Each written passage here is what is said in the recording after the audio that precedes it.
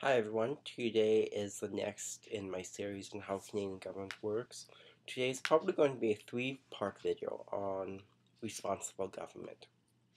Now, I'm sure anyone who remembers the Heritage Minutes saw Lord Baldwin talking to some lady about responsible government, and that Canada was going to be a leader in responsible government.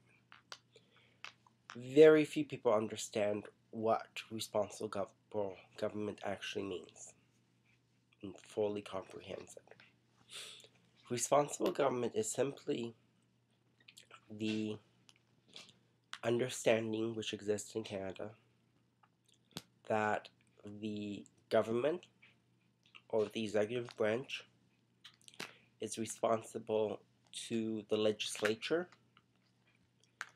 for its policy actions and directions. In other words, the government is responsible for the House of Commons for running the country. The term responsible government is used only in Westminster or parliamentary systems of government and is very rarely seen in unitary executive styles of government such as the United States. The United States does not have responsible government. They have a separation of powers. Now, to fully understand the difference between the two, we must explain both. So the separation of powers theory is simply that each branch of government, the executive, the legislature, and the judicial, have their own responsibilities and must perform those responsibilities and is not responsible for any other branch of government for those responsibilities. These are sometimes referred to as checks and balances. In Canada, we do things a little differently. We don't have a separation of powers. We have a fusion of powers. So, in fact, the executive is responsible to the legislature for its policy actions and directions. This is called responsible government, and the key component of it is ministerial responsibility. Ministerial responsibility is that members of the Canadian Ministry or the Cabinet have responsibility for certain specific members, for certain specific departments, and has responsibility for any action which goes on in those departments. This is called individual ministerial responsibility. The second type of ministerial responsibility is collective ministerial responsibility. And that is the cabinet as a whole is responsible for the smooth functioning of government, including communications. So you have these two different types of responsible government, the ministerial and the individual, and they both work together to form the basis of responsible government. Now, responsible government means a few different things.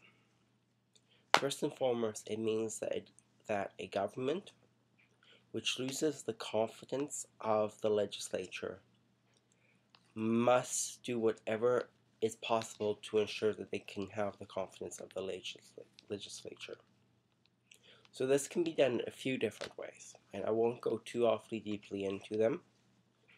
The most common way to do it, though, is simply to call an election. Call a new election and let the people decide. The second is to say, we think we have the confidence. All we have to do is pass a motion saying we have the confidence of the House of Commons, and then it's fine if they have the confidence. The third way is to resign.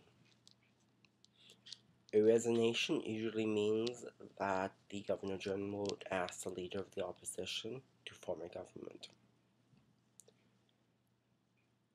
Throughout history, the first two has been the most common, with the election being the most common method that they have sought the confidence of the people through. Responsible government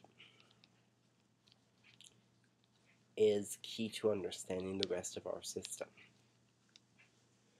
But key to understanding responsible government is to understand how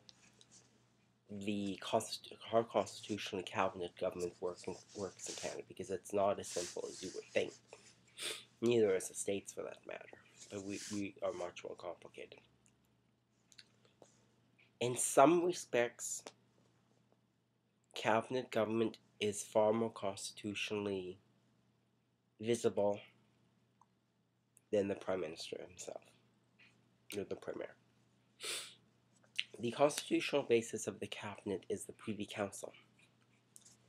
In England, the Privy Council was basically the cabinet which advised the King or Queen on matters of state and how to run the country. We brought the term for Privy Council over to Canada at the federal level. Canada is the only of the 18 Commonwealth realms outside of England to actually use the term Privy Council. At the provinces, we use the term Executive Council, which is far more common throughout the Commonwealth. Either way, it means more or less the same thing. It is a council of advice to the sovereign. At the federal level, the Privy Council is composed of every member of cabinet ever and a few other dignitaries, which requires Privy Council membership simply to hold security positions or as an honor after a long service to the nation. The Privy Council has a committee. That committee is what we know as the cabinet. It is a body within the Privy Council whose responsibility is ultimately to give direction to the public service and to give direction to the sovereign in advising, in setting forth an agenda for the Parliament. That is called the Speech from the Throne, by the way. At the provincial level, we have the Executive Council, which is a lot less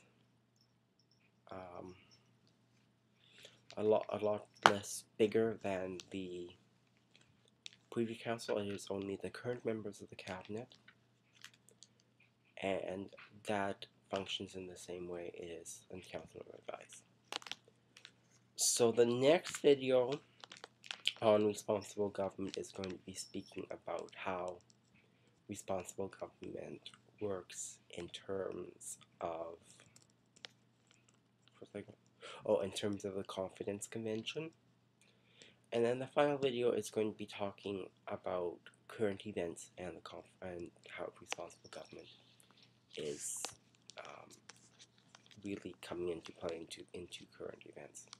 So I hope you enjoyed this video, and the next one should be up, if not today, in about a week or so. Thank you.